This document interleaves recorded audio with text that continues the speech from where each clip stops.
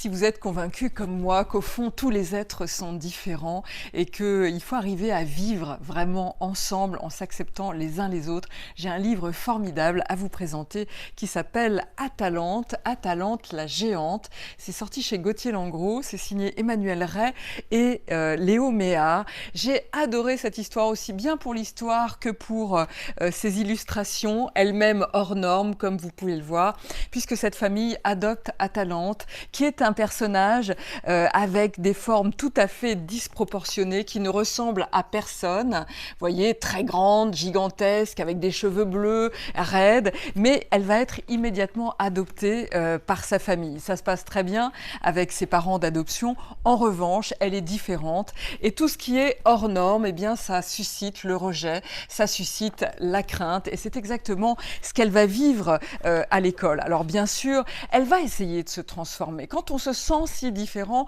on essaye de se rendre invisible et c'est bien ce qui se passe pour Atalante. Mais au bout du compte, ça ne change pas vraiment les choses parce que même si elle est acceptée en se faisant plus petite, eh bien elle n'est pas elle-même et tout ça la rend profondément triste. Qu'est-ce que l'amitié quand on se transforme? Qu'est-ce que la vie quand on est obligé de ne pas être soi-même? Eh bien c'est juste impossible, c'est ce que nous dit ce livre. Et puis, comme elle est tout à fait étonnante et en même temps très classique comme enfant, elle va essayer de sauver un oisillon et d'un seul coup, le regard va changer sur elle, le regard de ses copains.